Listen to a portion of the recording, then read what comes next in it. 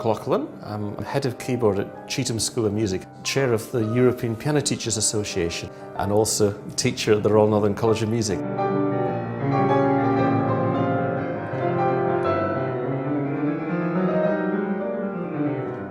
The first thing that struck me when I saw this instrument was how handsome it was. It feels as though you're seated at a concert grand piano. The action itself feels wonderfully firm, but it feels like a really expensive, wonderful, sympathetic concert beast. What is really surprising is the pedals, the fact that I can do more or less everything that I normally do on a concert grand piano on this AvantGrand. I mean, using all three pedals at the same time, like the beginning of a Debussy study, Pour les agréments.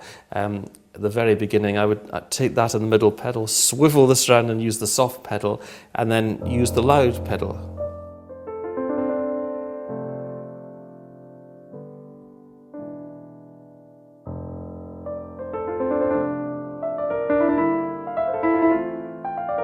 Also, what's interesting is reproducing effects that you can get on a forte piano, a historic instrument that Beethoven or Mozart would have known. Quite often they write forte piano on one chord, but on a grand piano, certain pianists try to get that effect by fluttering the pedal and lifting and dropping the hands on the same chord.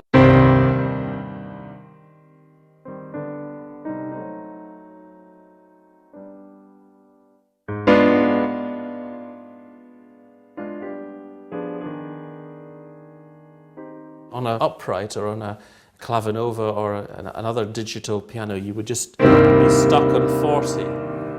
I think the acid test of any piano with regard to sound and the bass is the opening of Rachmaninoff's Second Piano Concerto.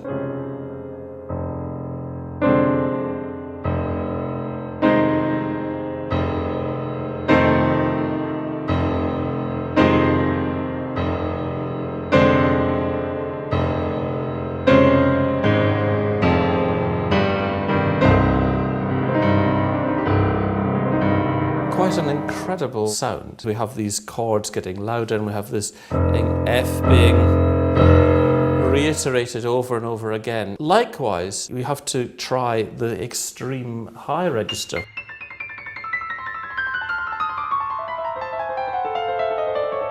Very impressive sound, and it makes you work your fingers. It's not making you lazy either.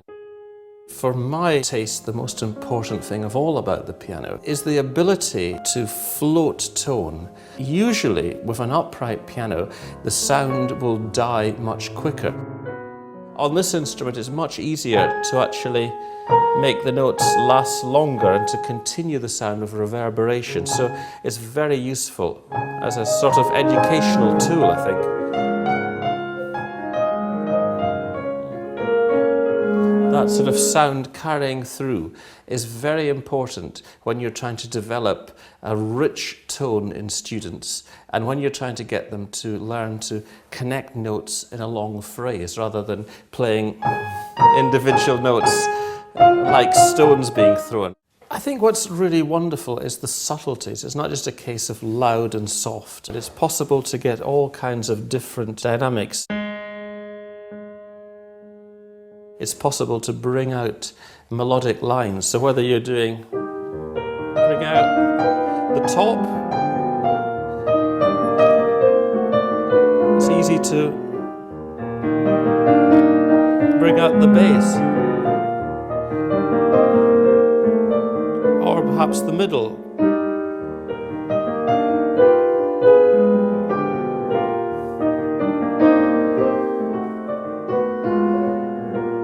We've got a very busy, crazy house in that we have 4 children who are all serious pianists, and they all do exams and festivals and concerts and competitions. So we're all fighting for the piano, but it is very helpful to have an AvantGrand as well as a conventional grand, as well as a clavinova in the house. And it's very useful to have somebody who can play with headphones to avoid the cacophony that will ensue in a normal detached house.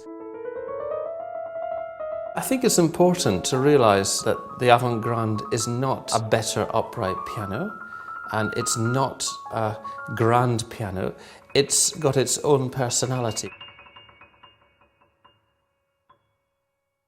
I think the fact that it's got so many uses in the home with regard to education, being perfect in conservatoires, the fact that it can train students who can't afford to buy a grand piano, I think it's got its own identity, and I think that many people across the spectrum, performers, students, teachers, institutions, will find it very special for many different uses.